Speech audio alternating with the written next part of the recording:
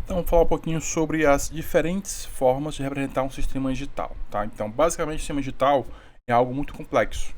Então, a gente não consegue representá-lo de uma única forma.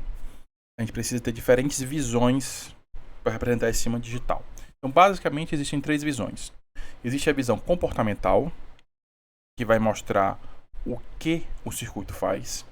A visão estrutural, que vai mostrar quais são os componentes e qual é a ligação entre eles, tá? E a visão física, que é em relação à fabricação desses componentes. Então vamos ver aqui como é que isso funciona, tá?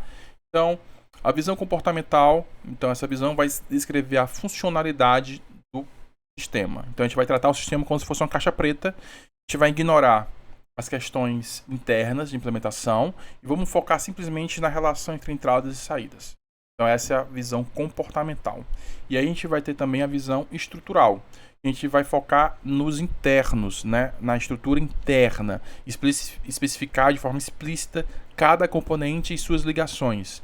É basicamente como se eu estivesse fazendo um diagrama, né? Ou um esquemático do sistema. E a questão física, a visão física, ela vai descrever as características físicas do sistema, né? E ela adiciona informação à informação estrutural. Então ela vai especificar o tamanho dos componentes, localização, né, o caminho que as interconexões, que as trilhas, né, que vão conectar esses interconectores fazem, né? Então, um exemplo seria você ter uma placa de circuito impresso. Então, o layout de uma placa de circuito impresso, ela é uma visão física de um sistema. E aqui a gente tem uma figurinha, né, que é esse diagrama em Y, né, o diagrama de Kaczynski-Kuhn, né? E aí ele consegue mostrar as três visões, né? Os três domínios, né? E em diferentes níveis de abstração. Então vou começar de baixo para cima. Então vou ver primeiro aqui o domínio comportamental. Então eu estou em nível de circuito, né? No domínio comportamental eu tenho as funções do transistor, né? Que explicam como ele funciona. E aí se eu subo para o nível lógico, eu tenho a lógica booleana, que vai explicar o comportamento do circuito. Se eu subo para o nível de RT, né, que é transferência de registradores, né, eu vou mostrar como é que esses registradores estão recebendo ou transferindo dados de um para o outro. Aí eu posso subir para o nível de algoritmo, então eu vou mostrar como é que está funcionando, né, qual é o algoritmo que explica o funcionamento daquele circuito. E se eu subo um pouquinho acima para o nível de sistema, eu vou estar vendo as especificações daquele sistema. Tudo isso aqui é no domínio comportamental.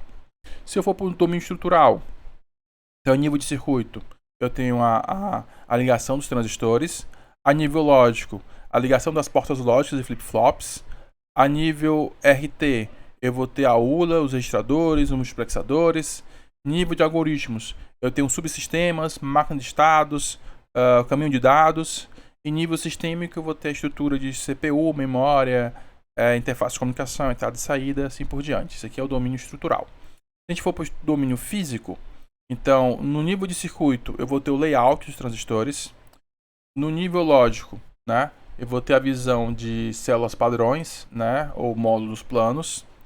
Em nível RT, eu vou ter, né, o floor plan, que é a disposição física, né, desses componentes. Em nível algoritmo, eu vou ter a visão de blocos, de chip. E em nível sistêmico, eu tenho a visão de chip, de placa, né, essas partições físicas dos componentes, tá? Então esses são os três domínios e eles, o conjunto deles, né, permite a gente ter uma ideia, uma noção total do funcionamento, né, da estrutura e da parte física de um circuito digital.